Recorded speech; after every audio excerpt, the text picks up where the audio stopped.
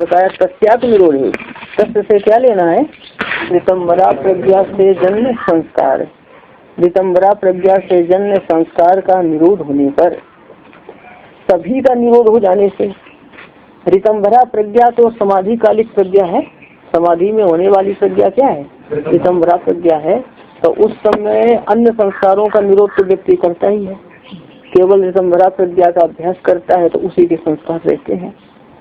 तो ऋतंबरा प्रज्ञा जन्य संस्कार का निरोध होने पर, सभी का निरोध हो जाने से, सभी के निरोध से लेना है यहाँ पर ऋतंबरा प्रज्ञा का निरोध और उससे जन्य संस्कार का निरोध है। संस्कार के अनुसार प्रज्ञा होती है, जब संस्कार का ही निरोध हुआ तो ऋतंबरा प्रज्ञा भी होगी। तो ऋतंबरा प्रज्ञा जन्य संस्कार का निरोध होने पर, सभी का निरोध हो जाने से, सभी के निरोध से क्या लेंगे? ऋतंबरा प्रज्ञा और उससे जन्य संस्कार का निरोध होने से निर्बीज समाधि होती है। बीज का अर्थ होता है आलम्बन या ध्येय, तो आलम्बन रहित समाधि होती है। आलम्बन रहित समाधि कौन? असंप्रज्ञात समाधि होती है।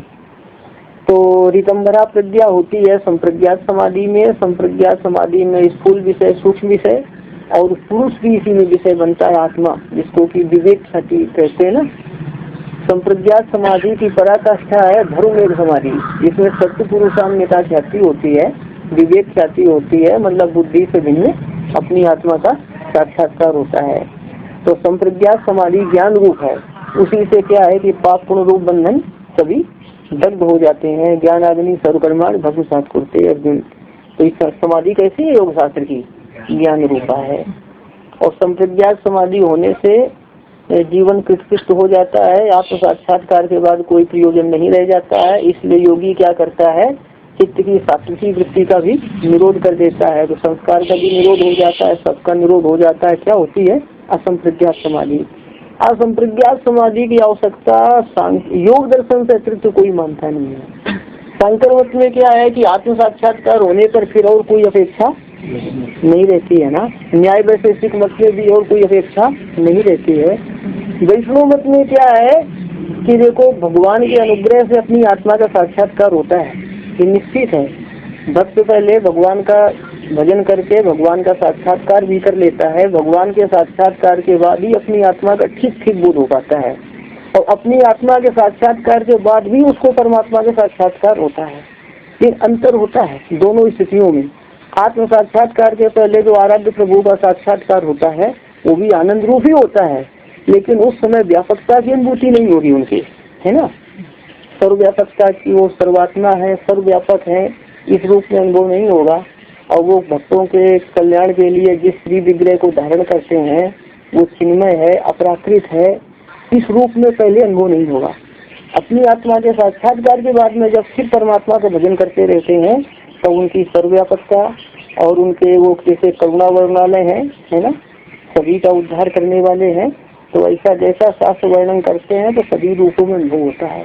तो आत्म साक्षात्कार के बाद भी तो तभी चतुर्विधा भजन के माम जना सुकृतो अर्जुन आर्तो जिज्ञासु अर्थार्थी। तो ज्ञानी गीता के अनुसार भजन करता है कि नहीं करता है? करता है। जो कहते हैं ज्ञानी कुछ नहीं करता है वो गीता ऐसा समर्थन नहीं करती है। गीता तो ज्ञानी के द्वारा भी भजनी भगवान को कहती है। मुक्ता नाम परमागति विष्णु शास्त्र नाम है। ब्रह्मसूत्र मुक्तोत्सर्ग है, मुक्तोत्सर्ग की मुक्तों के द्वारा भी आश्रय लेने योग्य भगवान है।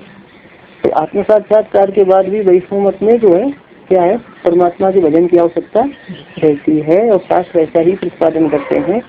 और असंप्रज्ञात समाधि की आवश्यकता कोई समझता नहीं है योग दर्शन से अतिरिक्त। और असंप्रज्ञात समाधि की ये महिमा आगे बताई जाएगी कि प्रारब्ध को क्षीण करती है ना। और जिन शास्त्रों को आपने पढ़ा है वहाँ प्रारब्ध को क्षीण करने का कुछ आया है? नहीं आया है। ये इसकी एक विशेषता है कि प्रारब्ध को क्षीण करने का सामर्थ्य इस समाधि में है। अवश्य भोक्तव्यम कृतम कर्म शुभा शुभम, क्योंकि ज्ञान अग्नि से सभी कर्म दग्ध हो जाते हैं। कौन से सभी कर्म है? त्रिमाण और संचित कर्म दग्ध हो जाते हैं। तो प्रारब्ध इतर सर्वकर्माणी, ऐसा लोग व्याख्यान करते हैं सर्वकर्माणी का। प्रारब्ध से इतर सभी कर्म ज्ञान अग्नि से दग्ध हो जाते हैं। तो सर्वकर्म से कौन? क्योंकि बात ऐसी है ना, देवी भागवत में आता है ना भुक्तम क्षीयते कर्म कल्प कोटि सतई रवि। सैकड़ों करोड़ों कल्प बीत जाने पर भी बिना भोगे कर्म का क्षय हाँ, बिना भोगे कर्म का क्षय नहीं होता है, देवी भागवत वचन कहता है। और गीता कहती है ज्ञान अग्नि से सभी कर्म दग्ध हो जाते हैं। तो दोनों शास्त्र वाक्यों का विरोध होता है ना, विरोध प्रतीत होता है। वास्तव में इनका कोई विरोध होना नहीं चाहिए। तो विरोधाभास जो प्रतीत होता है उसके निवारण के लिए आचार्य गीता वचन का क्या करते हैं, प्रारब्धेतर सर्वकर्माणी, प्रारब्धेतर सर्वकर्म कौन हुए, क्रियमाण और संचित। और ऐसा अर्थ करने से क्या है कि दोनों वचनों की संगति हो जाती है। गीता की भी संगति हो गई कि भाई प्रारब्ध से इतर सभी कर्म भोगने पड़ेंगे। और जो देवी भागवत वचन है जो कहता है बिना भोगे करोड़ों कल्प बीतने पर भी कर्म क्षीण नहीं होते हैं, तो किन कर्मों के विषय में कहता है, प्रारब्ध कर्मों के विषय में संगति हो जाती है। तो प्रारब्ध को भोगना ही पड़ता है, सब ऐसा मानते हैं। पर योग शास्त्र के अनुसार जो है ना, असंप्रज्ञात समाधि से प्रारब्ध भी क्षीण हो जाता है। वैष्णव मत में प्रपत्ति से शरणागति से प्रारब्ध क्षीण होता है। वहाँ पर भक्ति और प्रपत्ति में भेद है। भक्ति इस प्रारब्ध को क्षीण नहीं करती है, शरणागति प्रारब्ध को क्षीण करती है। भक्ति मतलब जो आप एकाकार परमात्मा के चिंतन करते रहेंगे ना, उपनिषद में जो ब्रह्म विद्याएं कही गई हैं उसके अनुसार जो आप परमात्मा का सतत अनुसंधान करते रहेंगे अपने आराध्य प्रभु का, वो तो भक्ति हो गई, वो तो भक्ति हो गई, वो ब्रह्म विद्या है। और ये तो प्रपत्ति क्या है, जो है ना, चक्रदेव प्रपन्नाया तवास्मीक्षायाचिते अभयम सर्वभूतेभ्यो ददामीतर ब्रह्मम, महर्षि वाल्मीकि कहते हैं, एक बार ही की जाती है। भक्ति योग आवृत्ति की अपेक्षा करता है बार बार, और शरणागति आवृत्ति की अपेक्षा नहीं करता, बस एक बार शरण स्वीकार कर ली जाती है, फिर कुछ नहीं करना होता है। तो वो जो है ना, वो प्रारब्ध को भी नष्ट कर देती है, उसका वर्णन एक अलग है। और भक्ति जो प्रपत्ति है ना, शरणागति, वो भी ज्ञान विशेष है। तैतरीय संहिता में आता है कि जो शरणागति है वो भी कि ज्ञान से ही जो है मुक्ति होती है, तो शरणागति से कैसे हो जाएगी, भाई शरणागति भी ज्ञान विशेष है, तैतरीय संहिता कहती है, ऐसा आता है। तो उनके यहाँ भक्ति योग आवृत्ति की अपेक्षा करता है। ब्रह्म सूत्र में आवृत्ति ही असक्रिय उपदेशार, जो ब्रह्म विद्या है वो आवृत्ति की अपेक्षा करती है, और ये आवृत्ति की अपेक्षा नहीं, सक्रिय योग एक बार ही की जाती है शरणागति। गीता में क्या है, सर्वधर्मान परित्यज्य मामेकम शरणम व्रज। रामानुजाचार्य इसका अर्थ भक्ति परक करते हैं। वल्लभाचार्य, रामानंदाचार्य, विश्वनाथ चक्रवर्ती, ये सभी अर्थ इसका शरणागति परक करते हैं। तो शरणागति तो एक बार है, उसमें आवृत्ति नहीं है। दृढ़ विश्वास हो, दृढ़ निष्ठा हो, आत्मा के परमात्मा को स्वरूप को ठीक ठीक समझ कर एक बार कर ले, कुछ नहीं करना है, एक बार में कल्याण करती है। वो प्रारब्ध को क्षीण करने वाली होती है। और यहाँ पर प्रारब्ध को क्षीण करने वाली असंप्रज्ञात समाधि है, ऐसा आगे बताया जाएगा। तो अब देखो इसको लगाइए पंक्ति। हाँ, शरणागति भी बहुत कठिन है, लेकिन वो उसके स्वरूप को समझना, सब जानना बहुत मुश्किल पड़ता है ना। भगवान पर दृढ़ विश्वास होना, शरणागति का अधिकारी वही है जो अकिंचन है, अनन्य गति है ना, अनन्य गति है, जो भगवान से अतिरिक्त किसी को अपना आश्रय नहीं मानता है, किसी को अपना साधन नहीं मानता है। ऐसा मन में ऐसा भाव आना कितना कठिन है, वही शरणागति है। ऐसा जो ज्ञान योग, कर्म योग, भक्ति योग, इनमें से किसी को भी करने में अपने को असमर्थ मानता है कि हम कुछ नहीं कर सकते हैं, तो भगवान ही हमारे सब कुछ है, ऐसा दृढ़ भाव होना भी कितना कठिन है। वही उसका अधिकारी है, वही उसको कर सकते हैं। अब देखेंगे यहाँ पर, सह न केवलम समाधि प्रज्ञा विरोधी, स से लेना है यहाँ पर निर्भीत समाधि, निर्भीत समाधि या असंप्रज्ञात समाधि। असंप्रज्ञात समाधि केवल, जो असंप्रज्ञात समाधि होगी तो उस समय ऋतंभरा प्रज्ञा रहेगी। ऋतंभरा प्रज्ञा तो संप्रज्ञात समाधि में होती है। और ये भी क्या है कि वृत्ति है ना, ध्येय आकार की वृत्ति, इसका भी निरोध करना पड़ेगा। तो ये निर्भीत समाधि, असंप्रज्ञात समाधि केवल ऋतंभरा प्रज्ञा की ही विरोधी है क्या? मतलब ऋतंभरा प्रज्ञा की विरोधी है और ऋतंभरा प्रज्ञा जन्य संस्कारों का भी विरोधी है, ये कहना चाहते हैं। तो ये असंप्रज्ञात समाधि ऋतंभरा प्रज्ञा का विरोधी है कि नहीं है? लेकिन केवल ऋतंभरा प्रज्ञा का विरोधी है क्या? तो उसके साथ अन्य का भी विरोधी है, इस अभिप्राय से कहते हैं। विरोधी है मतलब असंप्रज्ञात समाधि काल में ऋतंभरा प्रज्ञा नहीं होती है, इस अभिप्राय से कहा है। हालांकि ऋतंभरा प्रज्ञा के बाद ही असंप्रज्ञात समाधि की स्थिति आएगी, पर असंप्रज्ञात समाधि की स्थिति काल में ऋतंभरा प्रज्ञा होगी क्या? इसलिए विरोधी कह दिया है। साथ लेना है निर्बीजा समाधि, असंप्रज्ञात समाधि केवल समाधि प्रज्ञा की विरोधी नहीं है, मतलब केवल ऋतंभरा प्रज्ञा की विरोधी नहीं है, बल्कि प्रज्ञाकृता नाम अपी का ऋतंबरा प्रज्ञा से होने वाले प्रज्ञाकृता नाम संस्कारा नाम अपी प्रतिबंधी होती। ऋतंबरा प्रज्ञा से जन्म संस्कारों का भी विरोधी होती है। ऋतंबरा प्रज्ञा से जन्म संस्कारों का भी विरोधी होती है। इसलिए उन संस्कारों के रहते असंप्रज्ञात समाधि नहीं होती है। उन संस्कारों के रहते असंप्रज्ञात समाधि, तो असंप्रज्ञात समाधि के लिए क्या करना पड़ेगा? उन संस्कारों का निरोध करना पड़ेगा, तभी आए ना तस्याग विरोधी। हाँ, तो मतलब बल्कि तथापि ऋतंबरा प्रज्ञाजन्य संस्कारों का भी विरोधी होती है। यहाँ पर प्रतिबंधी भौतिक क्रिया का कर्ता क्या है? वो तो निर्विज्ञा समाधि है ना। निर्विकल्पक की अपेक्षा असंप्रज्ञात शब्द का प्रयोग करना। यहाँ देखेंगे निर्विकल्पक का किन किन अर्थों में आगे प्रयोग आएगा, देख लीजिएगा। अकस्मात किस कारण से विरोधी है, ये प्रश्न उठाया है, तो इसका उत्तर है निरोध से जन्य संस्कार। निरोध से जन्य, जब आप क्या करेंगे? चित्त की वृत्तियों का निरोध करेंगे, तो चित्त की वृत्तियों का तो निरोध से भी क्या है? निरोध के संस्कार पड़ेंगे। व्युत्थान के संस्कार और निरोध के संस्कार दो अलग अलग संस्कार हुए ना। तो निरोध से होने वाले संस्कार समाधि प्रज्ञा से जन्य संस्कारों का बाध करते हैं।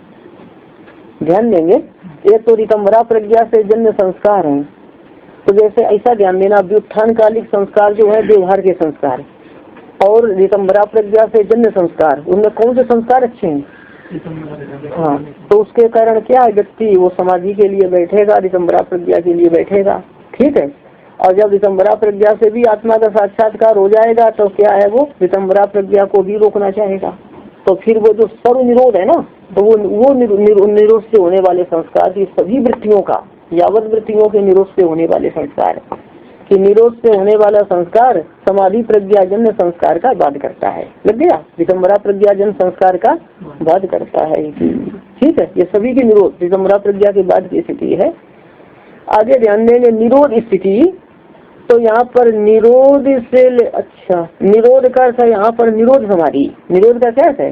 निरोध समाधि या असंप्रज्ञात समाधि। ध्यान देंगे, यहाँ निरोधजा संस्कार आया था ना, तो निरोध से जन्य संस्कार, निरोध जैसे व्युत्थान से जन्य संस्कार होते हैं, वैसे निरोध से जन्य भी क्या होते हैं? जब निरोध से जन्य संस्कार हो, उसके कारण क्या होगा? व्यक्ति चित्त वृत्ति को निरुद्ध करना चाहेगा। क्या करना चाहेगा? चित्त वृत्ति को और निरुद्ध करना चाहेगा। तो निरोध से जन्य संस्कार होते हैं, इसको हम कैसे समझे? तो भाष्यकार बताते हैं, निरोध का तो निरोध समाधि मतलब असंप्रज्ञात समाधि, निरोध समाधि की स्थिति के कालक्रम का अनुभव होने से। निरोध समाधि में स्थिति किसी योगी की हो गई, तो किसमें?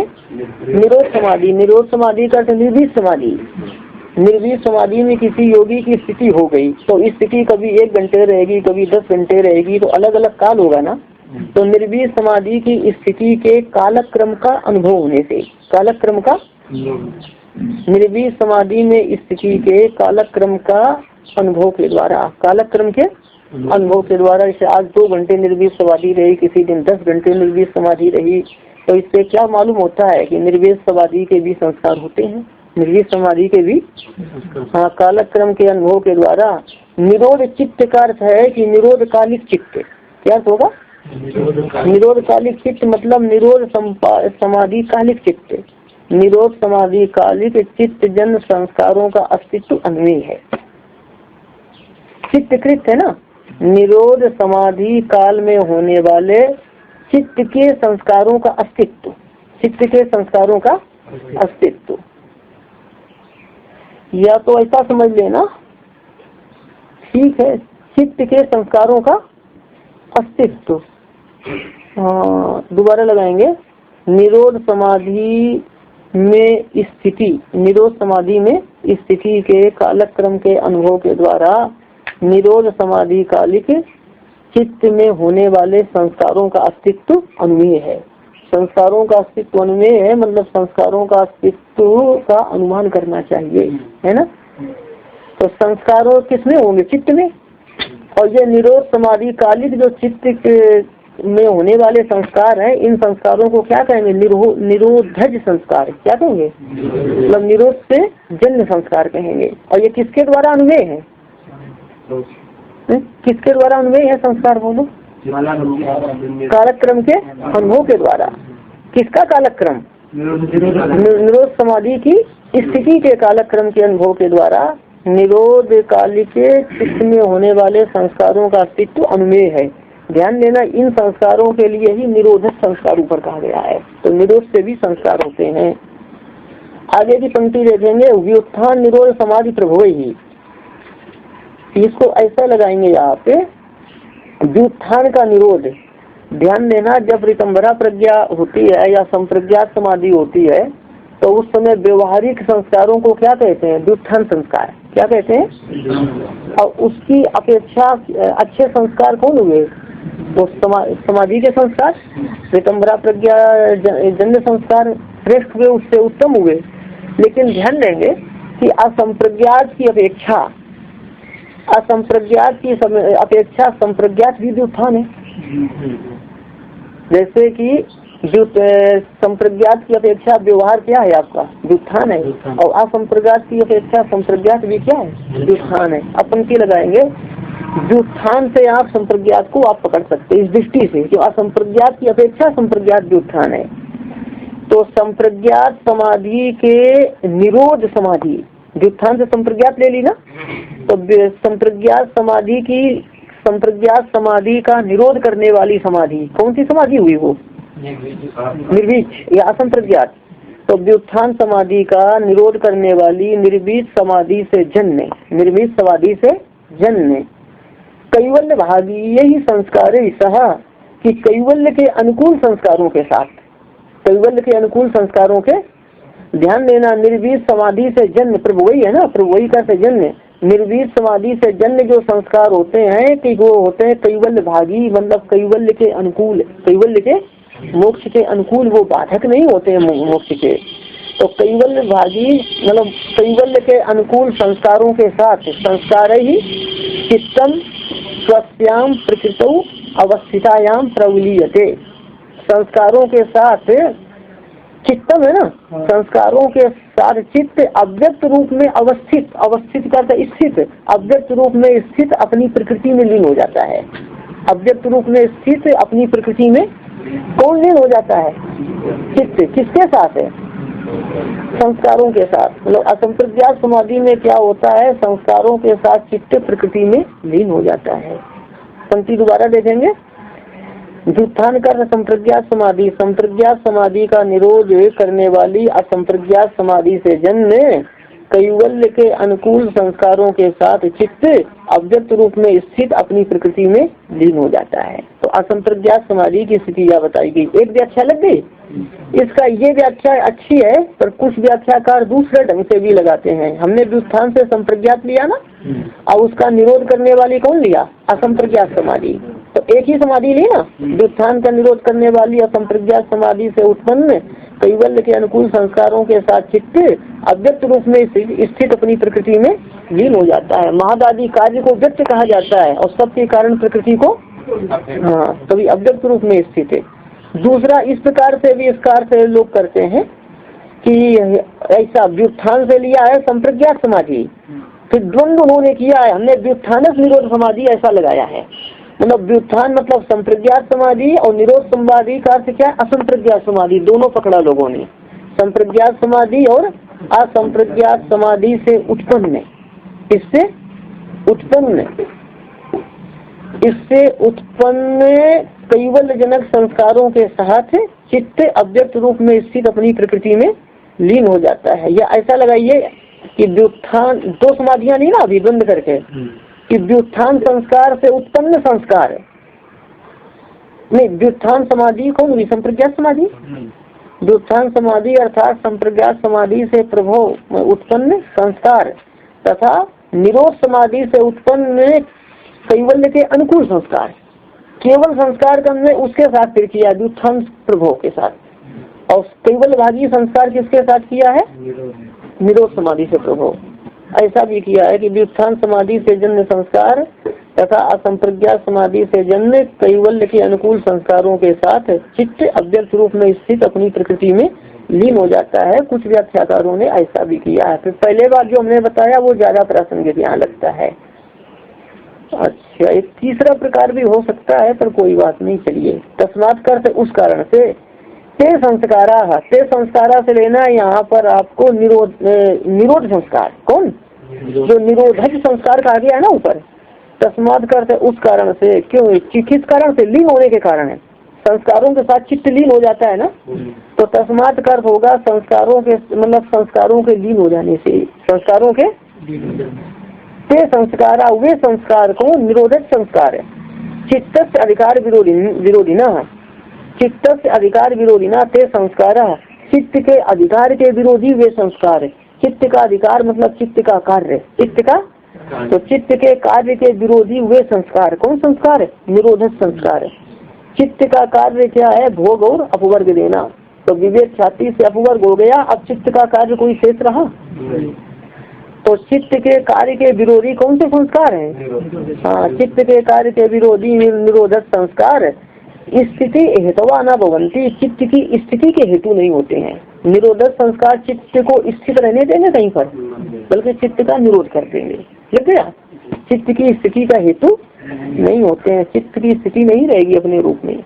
वो असंप्रज्ञा समाधि में चित्त जो है प्रकृति में स्थित हो जाएगा, अपने रूप में स्थित नहीं रहेगा, चित्त लीन हो जाएगा। चित्त प्रकृति में लीन होगा, अपने रूप में स्थित नहीं रहेगा। समझी लगेगी? यस्मात् कर, क्योंकि अवसिता अधिकारम, अवसितम समाप्तम अधिकारम यस्य, मतलब जिसका अवसितम समाप्तम अधिकारम कार्यम यस्य, जिसका अधिकार समाप्त हो गया है, जिसका कार्य समाप्त हो गया है, किसका? चित्त का। चित्त के दो ही कार्य हैं, भोग देना और अपवर्ग देना, भोग और मोक्ष प्रदान करना। तो जब मोक्ष हो गया तब कुछ शेष रहा? जन्म जन्मांतर से भोग चित्त दे रहा है, विवेक ख्याति हो गई तो चित्त ने मोक्ष को भी संपन्न कर दिया, मोक्ष भी दे चुका। अब चित्त कैसा हो गया? कोई कार्य शेष रहा? तो क्या है कि समाप्त हुए कार्यों वाला या कृतकृत हुआ चित्त, इसलिए समाप्त हुए कार्यों वाला कृतकृत चित्त। कृतकृत कौन हुआ? चित्त। कैवल्य भागी यही संस्कार ही सह, कि कैवल्य के अनुकूल संस्कारों के साथ चित्त निवृत्त हो जाता है। दोबारा लगाएंगे, यस्मात् करते, क्योंकि कैवल्य के अनुकूल संस्कारों के साथ समाप्त हुए कार्यों वाला चित्त निवृत्त हो जाता है। कौन निवृत्त हो जाता है? किसके साथ? कैवल्य जनक। और चित्त कैसा है उस समय? अवसिता अधिकार है, मतलब समाप्त हुए कार्य वाला, जिसका कोई कार्य शेष नहीं हो गया है, समाप्त हुए कार्य वाला चित्त है, या तो कृतकृत चित्त है। कहते हैं यस्मात् करते, क्योंकि कैवल्य के अनुकूल संस्कारों के साथ कृतकृत हुआ चित्त निवृत्त हो जाता है, चित्त निवृत्त हो जाता है। तस्मिन निवृत्ते का, चित्त के निवृत्त होने पर। अब क्या? सभी वृत्तियों का निरोध हो गया कि चित्त के निवृत्त होने पर पुरुष स्वरूप मात्र में स्थित रहता है। पुरुष जब तक चित्त की निवृत्ति नहीं होती है तो चित्त की वृत्ति के द्वारा पुरुष क्या है कि विषयों में स्थित हो जाता है। चित्त की वृत्ति के द्वारा पुरुष विषयों में स्थित हो जाता है। कब? जब तक चित्त की निवृत्ति। हाँ, मतलब यह है कि चित्त निवृत्त होने पर पुरुष स्वरूप मात्र में स्थित होता है। क्या है? अभियोगानुशासन योग चित्त वृत्ति और निरोध। आगे क्या है? हाँ, तब दृष्टा की अपने स्वरूप में स्थिति होती, स्वरूप मात्र में स्थिति है, किसी विषय में स्थिति नहीं है। उसके निवृत्त होने पर पुरुष स्वरूप मात्र में स्थित होता है। अतः कर, इसलिए किस लिए? स्वरूप मात्र में स्थित होने से शुद्ध, केवल और मुक्त ऐसा कहा जाता है। पुरुष कैसा कहा जाता है? शुद्ध कहा जाता है, केवल कहा जाता है और मुक्त कहा जाता है। शुद्ध है मतलब गुणातीत, गुणातीत तो है हमेशा ही आत्मा, लेकिन गुणों से विचलित हो जाता है ना। कैवल्य के पूर्व में क्या है? गुणों से विचलित हो जाता है। आत्मा हमेशा गुणातीत ही है, लेकिन वो क्या होता है? पहले गुणों से विचलित हो जाता है, प्रकृति के गुणों से विचलित हो जाता है। इस अवस्था में विचलित होगा तो विचलित नहीं होगा, इसलिए उसको क्या कहा जाता है? शुद्ध, है ना? क्या कहा जाता है? शुद्ध। और केवल मतलब अकेला है वो, और मुक्त कहा जाता है। सदा दृष्टि स्वरूप अवस्थानम, और हाँ,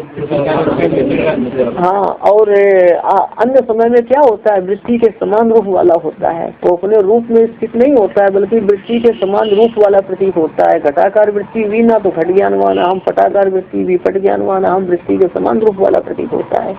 उस समय क्या अपने रूप में स्थित होता है। इति श्री पातंजलि सांख्य प्रवचने योग शास्त्रे श्रीमद व्यास वाक्य समाधिपाद प्रथमः। इतना बाँचो फटाक से। चलते हैं।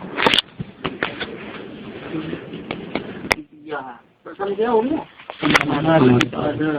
दूसरा हो गया साधन पाठ। समाधि की स्थिति बता दी। अब ध्यान देना, कुछ साधन तो पहले आगे थे ना, अभ्यास वैराग्याभ्याम संनिरोधा। तो साधन क्या बताए गए, अभ्यास और वैराग्य बताए गए।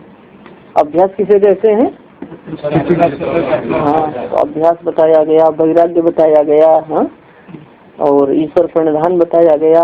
तो कुछ साधन तो समाधि पाठ में बता दिए, और फिर ये साधन पाठ कैसा, तो लगाइए। उद्दिष्टा समाहित चित्त योगा, समाहित चित्त साधक के लिए या एकाग्र चित्त साधक के लिए योगा उद्दिष्टा, योग का उपदेश किया गया। एकाग्र चित्त साधक के लिए समाधि पाद में योग का उपदेश किया गया। वहाँ योग का उपदेश किसके लिए था, एकाग्र चित्त साधक के लिए। समाहित चित्त का अर्थ है एकाग्र चित्त साधक। एकाग्र चित्त साधक के लिए योग का उपदेश समाधि पाद में किया गया। एकाग्र चित्त साधक के लिए योग का उपदेश समाधि पाद में। उद्दिष्टा का अर्थ है उपदिष्टा, उपदेश किया गया। एकाग्र चित्त साधक के लिए समाधि पाद में योग का उपदेश किया गया। और यहाँ किसके लिए किया जाता है, यहाँ पर योग का अर्थ योग और योग का साधन है ना, यहाँ योग के साधन लेना है। अब ध्यान देंगे, कथम व्युत्थित चित्तोपि कथम योग युक्ता स्यात्, स्याद् इति एतद्, स्याद् इति एतद् आरभ्यते। व्युत्थित चित्तापि, व्युत्थित चित्त वाला साधक भी या चंचल चित्त वाला साधक भी, चंचल चित्त वाला साधक भी योग से युक्त कैसे हो, योग से युक्त कैसे हो। इस एतद का अर्थ है इसलिए या इस प्रकार, क्या है, चंचल चित्त साधक किस प्रकार योग से युक्त हो, योग मतलब समाधि। चंचल चित्त वाला साधक किस प्रकार योग से युक्त हो, तो इसे बताने के लिए या योग के साधन बताने के लिए यह प्रकरण आरंभ किया जाता है। लग गया, क्योंकि वहाँ जो अभ्यास वैराग्य है तो चित्त को कहीं ध्येय में लगा दिया, ध्येय के आकार की वृत्ति होगी, तो जिसको लगाने में समर्थ होगा वही तो कर पाएगा। और जिसका चित्त चंचल है वो ध्येय में लगा ही नहीं पाता है और फिर उसके आकार का नहीं कर पाता है, तो उसके लिए फिर यहाँ से बता दिया। पंक्ति लग जाएगी ना, तो उसके लिए क्या है तो देखो, तो चंचल चित्त वाले साधक के लिए जो यहाँ अभ्यास है उसको करके बाद में फिर वही पूछना पड़ेगा ना आगे, बाद में उन्हीं स्थितियों से गुजरना पड़ेगा। तो तपा स्वाध्याय ईश्वर प्रणिधानानि क्रिया योगा, या तपा स्वाध्याय ईश्वर प्रणिधानानि, इतना एक पद है। तप, तपस शांति नपुंसकलिंग प्रातिपदिक है, तथा तपसी तपांति, तथा तपसी तपांति, ऐसा है। तपस्या शब्द भी संस्कृत में है और तपस भी है, दोनों है। तपस्या स्त्रीलिंग है और तपस एक शांत है। कि तप स्वाध्याय और ईश्वर प्रणिधान क्रिया योग है। क्रिया योग यहाँ तीन बताए, कौन, तप, स्वाध्याय और ईश्वर प्रणिधान। क्रिया योग ध्यान देंगे, यहाँ पर क्रिया एवं योगा, क्रिया योगा कर्मधारय समास है, क्रिया ही योग है। तो क्रिया योग क्यों है, तो योग साधनत्वात्, क्रिया योग का साधन है। योग का क्या है, समाधि, योग का क्या है, तो क्रिया योग का साधन होने से क्रिया को क्या कह दिया, उपचार से योग। हाँ, क्रिया योग का साधन है, इसलिए क्रिया को क्या कह दिया, योग। तो तीन क्रियाएं कौन कौन, तप, स्वाध्याय और ईश्वर प्रणिधान, ये तीन क्रिया योग हैं। तो कुछ तप तो जीवन में चाहिए। भाष्यकार बताते हैं, न अतपस्विना योगा सिद्ध्यति, अतपस्वी का योग सिद्ध नहीं होता है। अतपस्वी का योग सिद्ध नहीं होता है, मतलब अतपस्वी मनुष्य योग को प्राप्त नहीं करता है। तो फिर यदि योगाभ्यास करते हैं तो कुछ तप अवश्य होना चाहिए। ये नहीं कि है बन रहे हैं योगाभ्यासी और भोग विलास की सभी वस्तुएं इकट्ठा कर रहे हैं, तो क्या हुआ, तो पाखंड हो गया। तो ये है ना, अतपस्वी को योग सिद्ध नहीं होता है।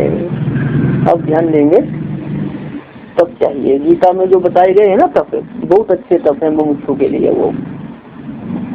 अब ये इसकी तप की आवश्यकता बताते हैं भाष्यकार। अनादि कर्म क्लेश वासना चित्रा प्रत्युपस्थित विषय जाला क्या शुद्धिर नान्तरण तपः संभेदम आपद्यते इति। क्या अशुद्धि न अंतरेण, ये अशुद्धि है ना, तो पंक्ति लगाएंगे अशुद्धि तपा अंतरेण संभेदम न आपद्यते। अलग अलग पकड़ जाओगे सर, क्या अशुद्धि न अंतरेण न तपा संभेदम आपद्यते, ऐसा पदच्छेद होगा। अशुद्धि तपा अंतरेण संभेदम न आपद्यते, अशुद्धि तप के बिना क्षीण नहीं होती है। अशुद्धि तप के बिना क्षीण नहीं होती। अशुद्धि किसकी? चित्त की।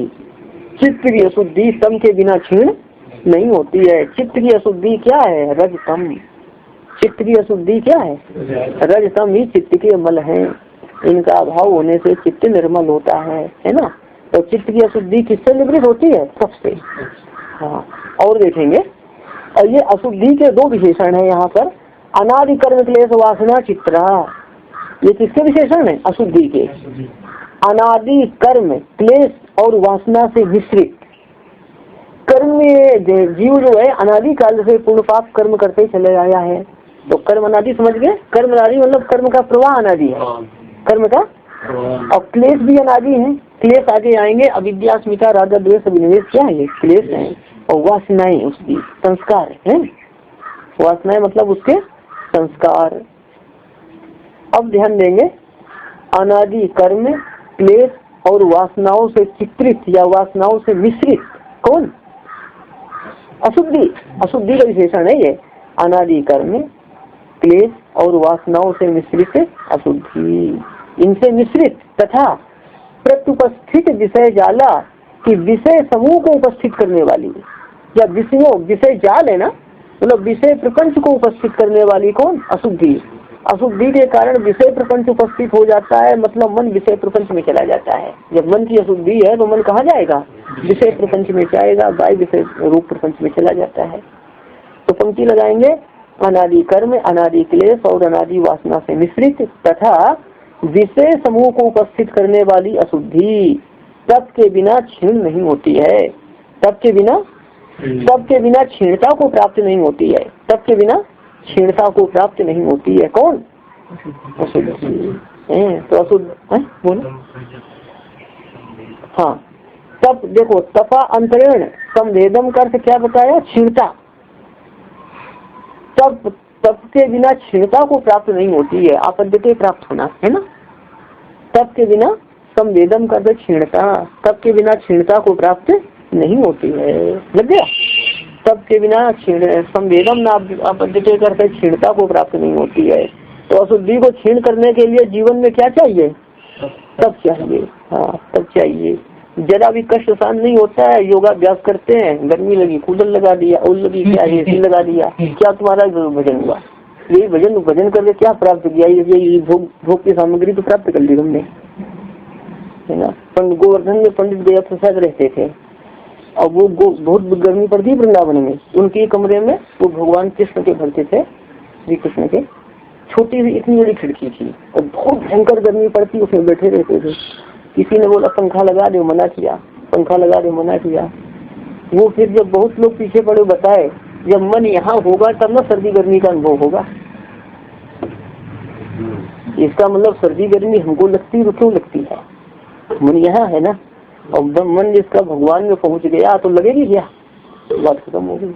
सब व्याकुल होते थे उनको। आप सब जानते, सुना है अपनी पंडित गया बता दी तो, हाँ भगवत प्राप्त सुनते थे। जीवन तो ये है, अब ये थोड़ा कर रहे हैं साधना और सब कुछ इकट्ठा करके चले जा रहे हैं। इसका मतलब तुम्हारी साधना का फल तो तुमको यही हो गए, दृश्य प्रपंच है ना।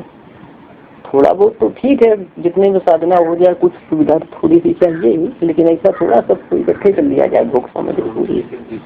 हाँ, तो वही तो होता ही है सब। ये जितने बड़ा महात्मा उतने बड़ा क्या है उसका जो है प्रपंच, यही अक्सर हो गया है। इसलिए तपसा उपादानम, इसलिए सूत्र में तप को ग्रहण किया गया है। इसलिए सूत्र में तप को ग्रहण किया गया है। तप बहुत जरूरी है जीवन में। हाँ, पहले के साधकों में तप बहुत अधिक होता था। अब जिस आश्रम में भोजन अच्छा मिलेगा उसी को लोग अच्छा मानते हैं। तो ये यही जो है ना, अपनी तपस्या की परिचय सभी दे रहे हैं इस तरह से लोग। देखिएगा, अब देखेंगे यहाँ पर तच्चा चित्त प्रसादम, तच्चा चित्त प्रसादनम अबाधमानम अनेन आसेव्यम इति मन्यते। तच्चा चित्त प्रसादनम अबाधमानम अनेन आसेव्यम। चित्त प्रसादनम का अर्थ है कि चित्त की निर्मलता का हेतु। तच्चा, तप से क्या लेना है? तपः। तप से क्या लेना? वह तप। तप कैसा होता है? चित्त प्रसादनम, चित्त की प्रसन्नता का हेतु, चित्त की निर्मलता का हेतु, चित्त की शुद्धि का हेतु। चित्त प्रसादनम, चित्त की शुद्धि का हेतु। क्या अबाधमानम, अबाधमानम का अर्थ है शरीर इंद्रियों की हानि ना करने वाला, शरीर इंद्रिय की हानि ना करने वाला। मतलब इतना ज्यादा जो है शरीर को कष्ट दिया कि फिर वो साधना ही नहीं हो पाई, साधना के योग्य शरीर नहीं रहा, तो कोई लाभ होगा? इसलिए कहते हैं यहाँ पर क्या? अबाधमानम, मतलब शरीर इंद्रिय के लिए अहानिकारक। शरीर इंद्रिय के लिए कैसा हो? हाँ, क्योंकि यदि हानिकारक तब करेंगे तो क्या है कि अधिक रुग्णता होने से साधना नहीं होगी, लेकिन हाँ व्याधि आ जाएगी, इसलिए मना किया है। लेकिन जिनको क्या है कि किसी भी प्रकार ध्यान भजन में मन लगता ही ना हो, तो उनको कठोर तप भी कहे गए हैं। कहीं मर जाएंगे तो भजन नहीं होगा, यदि मर गए ना तो अगला जन्म में तो संस्कार ठीक हो जाएंगे तुम्हारे, अभी चंचलता कम हो जाएगी। लेकिन जहाँ तक हो सके ऐसे ही तब करना ठीक है, जो अबाध मानम, जो शरीर इंद्रिय को हानि ना करे, वो करना ठीक है साधक के लिए। और लेकिन उससे भी यदि किसी का काम ना करे तो कठोर तप करके दे त्याग दे तो अगला जन्म तो ठीक होना ही है।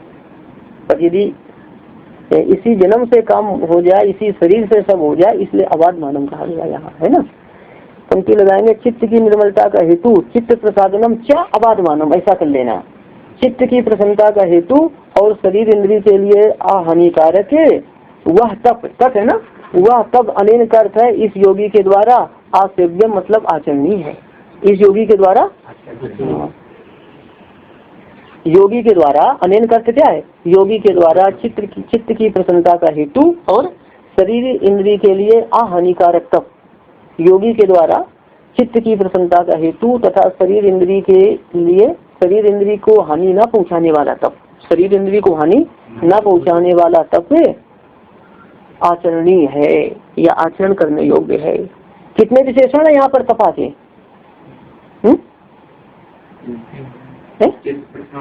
और अबाध मानम, दो विशेषण है ना। योगी के द्वारा चित्त की प्रसन्नता का हेतु और शरीर इंद्रिय को हानि न पहुंचाने वाला तप आचरणीय है ना। तमेतम ब्राह्मण विविदिशन्ति यज्ञेन दानेन तपसा अनासकेन, अनासकेन तपसा, अनासकेन है ना, शरीर इंद्रिय का नाश न करने वाला ऐसा तप। आगे ध्यान देंगे, कहा गया इति मन्यते, ऐसा माना जाता है, तो तप हो गया दो। अच्छा आगे देखेंगे, थोड़ा कर लो। स्वाध्याय प्रणवादि पवित्राणाम जपः, यहाँ स्वाध्याय का अर्थ है प्रणवादि पवित्र मंत्रों का जप। प्रणव जपो, राम कृष्ण हरि विठल, एक ओंकार सतनाम, कुछ भी भगवान का नाम लिखना चाहिए। कि प्रणवादि पवित्र मंत्रों का जप, व मोक्ष शास्त्राध्ययनम अथवा मोक्ष प्रतिपादक शास्त्रों का अध्ययन करना, है ना। तो अब मोक्ष प्रतिपादक शास्त्र कैसे शास्त्र है?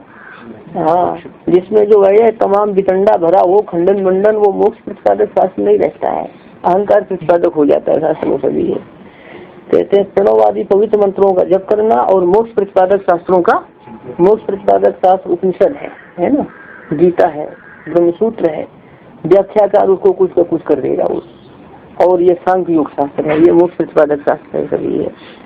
ये प्रणवादि पवित्र मंत्रों का जप और मोक्ष प्रतिपादक शास्त्रों का अध्ययन, ये क्या है? स्वाध्याय। हुआ लगाया अथवा, ये दोनों ही स्वाध्याय हैं। जो भगवान नाम जप करता है वो स्वाध्याय करता है कि नहीं करता? सीधी बात है, वो भी स्वाध्याय ही है। पहले भी आया था ना, स्वाध्याय योगा मासी, वहाँ प्रसंगानुसार तजगत भावना में उद्धृत था ना, तो वहाँ स्वाध्याय योगा मासिक में स्वाध्याय से जग ही लिया गया था वहाँ पर। और ये हो गया। और ईश्वर प्रणधानम, ईश्वर प्रणधान क्या है? ईश्वर प्रणधान पहले भी आया था, तो वहाँ ईश्वर प्रणधान तजगत तदर्थ भावनम रूप है। और यहाँ ईश्वर प्रणधान क्या है? देखो, तजगत तदर्थ भावनम भी कठिन है ना, वो तो समाहिक चित्त वाला साधक ही कर सकता है। तो यहाँ ईश्वर प्रणधान क्या है? सर्व क्रियाणाम परम गुरु अर्पणम। परम गुरु कौन है? ईश्वर। कि परम गुरु ईश्वर में सभी कर्मों को अर्पित करना। परम गुरु ईश्वर में सभी कर्मों को, शास्त्र विहित जो वो कर्म हैं उनको निष्काम भाव से करके किसको अर्पित करे? भगवान को अर्पित करे कि हे प्रभु इस शरीर के द्वारा जो कुछ भी हो रहा है ये सब आप ही कर रहे हैं, मैं नहीं कर रहा हूँ। और इसके द्वारा होने वाले कर्म, इस शरीर के द्वारा होने वाले कर्म आपके ही कर्म है, मेरे नहीं है, मेरा कुछ नहीं है, जो कुछ है सब आपका ही है। निषिद्ध नहीं, शास्त्र विहित कर्म मैंने बोला है, शास्त्र विहित कर्म जो निष्काम भाव से किए जाते हैं। शास्त्र विहित कर्मों को कैसे करना है? निष्काम भाव से। निषिद्ध भी हो जाते हैं तो निषिद्ध कर्म तो करना नहीं चाहिए साधक को, हो गया तो उसका प्रायश्चित करना चाहिए। यदि निषिद्ध हो गए तो उसका प्रायश्चित करने को बताया गया है, ऐसा है। अब ध्यान देना, उसका प्रायश्चित करने को बताया गया। निषिद्ध कर्म हो जाता है भूल से तो प्रायश्चित बताया गया। आगे ध्यान देंगे कि सभी कर्मों को परम गुरु ईश्वर में अर्पित करना ईश्वर प्रणिधान है। वह तत्फल संन्यासा अथवा कर्म के फल का, हाँ कर्म के फल का संन्यास मतलब कर्म के फल का त्याग, कि हे भगवान जो मैं कर्म कर रहा हूँ इसका फल मुझे नहीं चाहिए, ये इसका फल मेरा नहीं है, आपने किया है इसलिए फल भी आप ही जाने, ये सब आपको अर्पित है, इतना कुछ नहीं। तो फल भी भगवान को अर्पित कर दे, मतलब कर्म का फल भगवान को अर्पित कर देना अंग है। हाँ इतना और ध्यान देंगे। तब स्वाध्याय ईश्वर प्रणिधान ये क्रिया योग है। और 2:32 इसी पाद के 32वें सूत्र के व्याख्यान में भाष्यकार और समझाएंगे इन्हीं को। ओम पूर्णमदः पूर्णमिदं पूर्णात्